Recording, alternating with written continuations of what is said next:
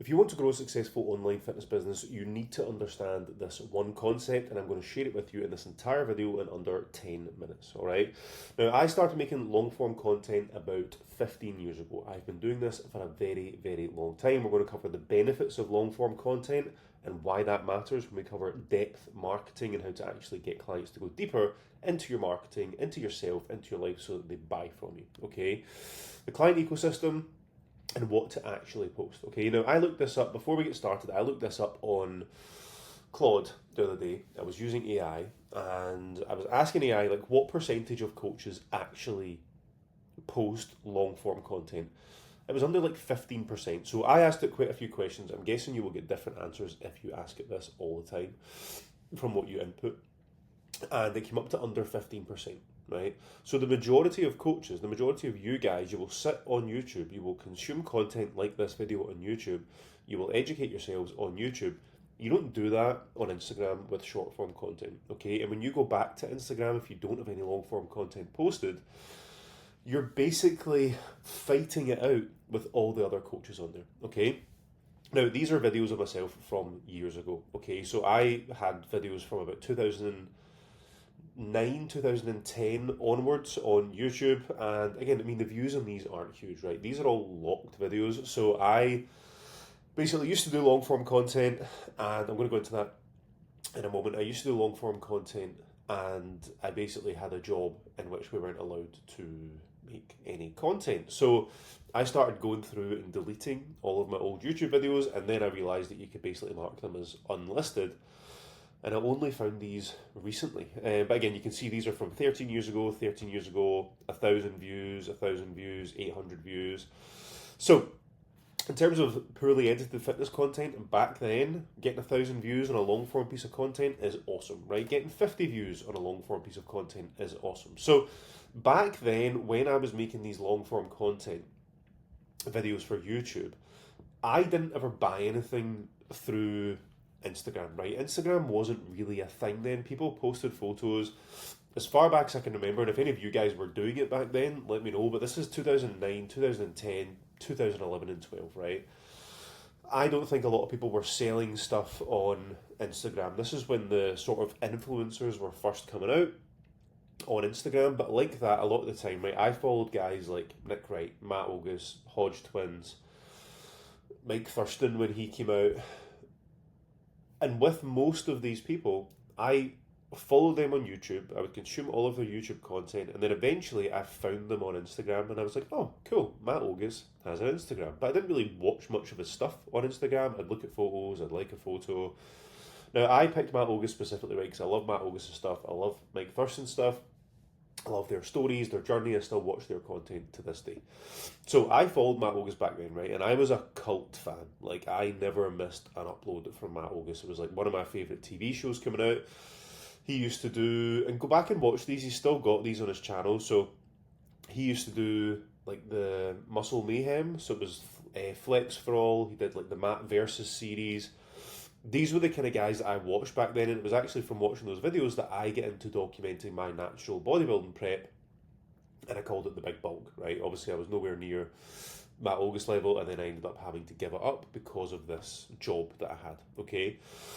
So, I was basically a cult fan of Matt Ogus, right? When he put stuff out, I would buy it, I bought some of his training programs, I consumed all of his long form content, I was on his email list. I think to this day, I'm still on his email list. He doesn't email half as much, but I'm still pretty much on his email list. And again, for these guys, he can put an offer out because this is what I'm going to talk about in a minute. But this funnel of his is basically still ongoing, right? He still has YouTube videos from 15 years ago, which are still searchable. They're still being found. People are still opting into his ecosystem. They go through that. There's a link to his email. They click on the email. They go into his email list and they buy his programs when he releases them, right? I mean, talk about a stress-free fitness business, okay? And again, most people don't do this. The main thing with long-form content is just consistency with it. Now, I knew Matt Ogus, right? I felt like I knew him. Obviously, I don't know everything about him, but I felt like I knew him at the time. I liked him and I trusted him because he let me into the behind the scenes of his life. And I didn't even realise this at the time, But this was his depth marketing. Okay, and this is what you need to understand from this video because it will change the game in your business. Now, this was just with lifestyle vlogs, value content, but it got me to buy his stuff. If he was coaching at the time, I would have hired him as my coach. 100%. He was working with Eric Helms at the time and the 3DMJ guys. So I followed Eric Helms, I followed Jeff Alberts, Alberto Nunez potentially. But they wouldn't coach people outside of the US, I don't think, back then. I can't remember, or maybe I couldn't afford it, if I'm being completely honest. I don't remember. But again, if Matt August had been coaching at the time, if coaching online was a thing back then, I probably would have. But again, I would just take his programs and I would start to do some of those in the gym as well. So you need to start getting this stuff across in your content, right? As Gary Vee says, document, don't create. So in terms of what you should actually post, just start posting anything, right? Think about time, think about documenting stuff.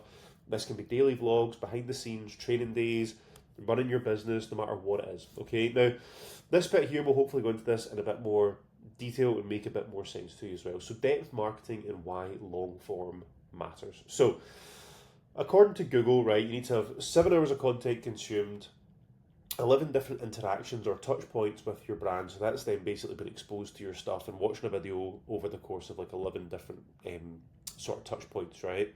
And then 4 different touch points, right? So you've got 7 hours of content. It is basically 11 interactions almost, and then 4 touch points is more so the platforms and the places that they're getting content, right? So I like to think of the touch points as, like I've said down here, email. For me, I basically have 3, okay? So I have my short form content, which is mainly Instagram. I do post sometimes from there to TikTok, but again, most of my Instagram followers don't follow me on TikTok. So I've got Instagram, I've got email, and I've got long form content for my fitness business, okay? So, and if you're wondering why is this guy telling us about his fitness business, I've made millions from my fitness business. I still run a very successful online coaching business. We've got 6 coaches in the business. It generates hundreds of thousands of pounds per year. That is why you should probably listen to me when I'm telling you what to do in your business, right? Unlike most mentors who give up the successful fitness business that they ran, I still run mine because it makes me loads of money. So, think of depth marketing as how deep into your life people can go when they find you on social media, right? Most coaches only have short form content. Like if you think about the depth of your actual marketing, right? Most people find you and they can go here. With me, they can go onto my email list, they can go onto YouTube, they can go back to my email list, they can go back onto another 40-minute long YouTube video. That's how much deeper people can go into my stuff than a 30-second reel on Instagram being like, hey, here's how to track your fucking calories. No one really cares, right?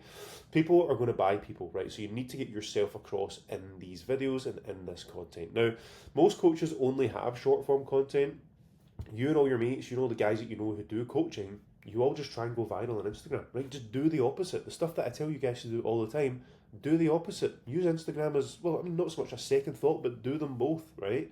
Prioritize YouTube just as much as you prioritize Instagram or a podcast, right? I would definitely try and do YouTube first, build a following on there, or at least a small following of kind of cult-like audience, fans, and then try and transfer them over into a podcast, right? That's another touch point.